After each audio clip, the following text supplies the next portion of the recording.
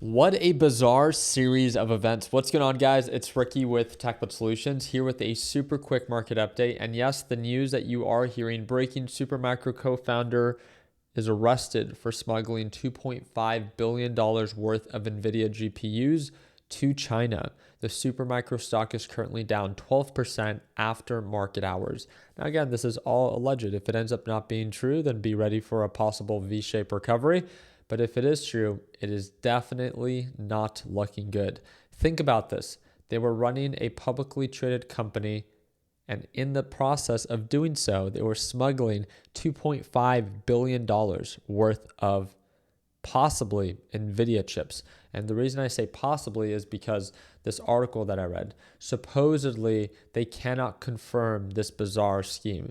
US officials did not state the name of the chips that were involved in this alleged scheme, but Nvidia dominates the market in AI chips, and it's offering commands some of the highest prices.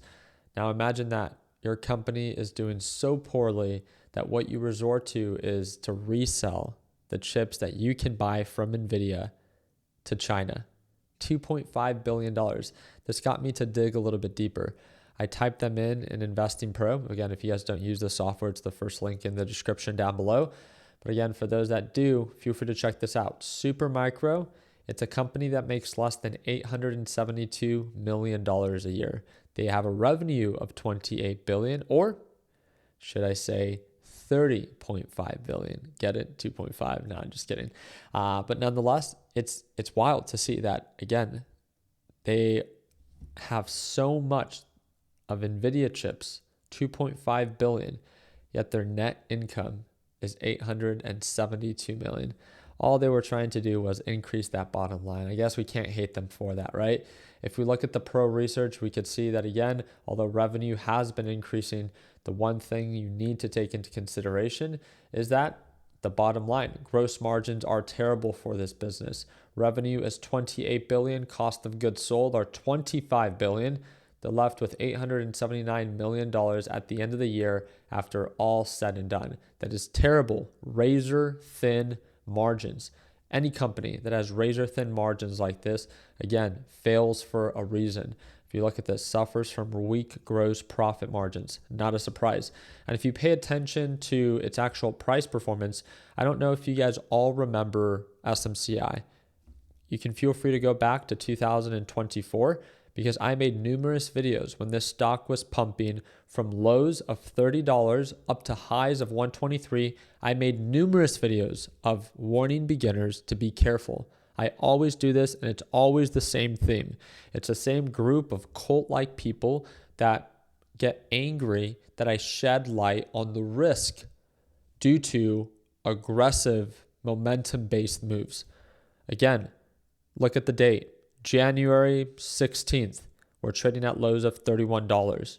January 17th of 2024. In just 3 months, or really just more than 2 months, the stock is trading 270% higher, from lows of $30 to highs of $120.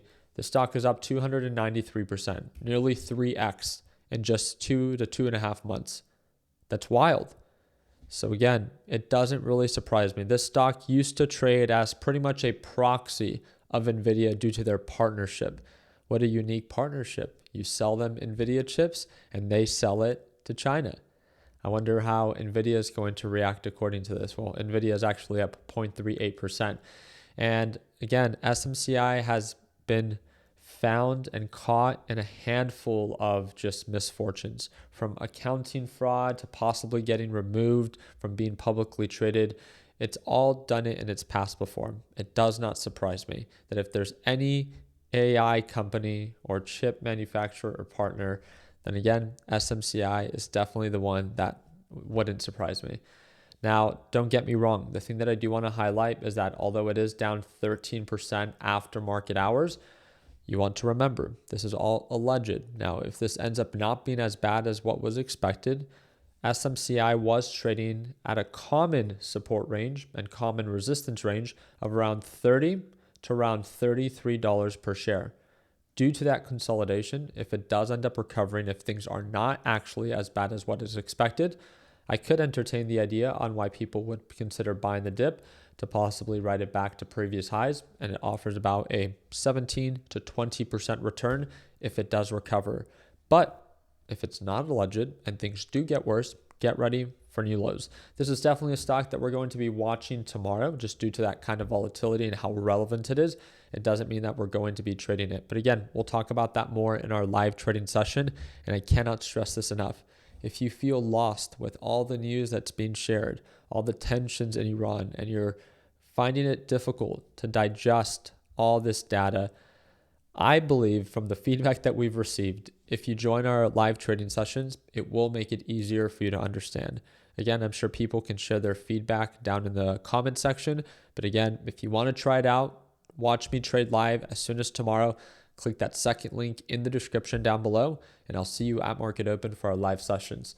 Again, NASDAQ market is still consolidating. It's testing this oversold reversal. I'm sure a lot of you guys saw that right into the close. Like clockwork, market pushed up for no reason because of false news that the Iran war supposedly is now over. But I thought it was over last week and the week before that. I guess that, again, they just will say anything to save the market. So we'll see. We'll see if markets actually recover or if we get rejected and continue to make new lows. Again, we'll talk about this in more detail tomorrow. I hope to see you for our live trading session. Second link down below. I appreciate you guys' time. Like always, let's make sure that we end the year on a green note. Take care, team.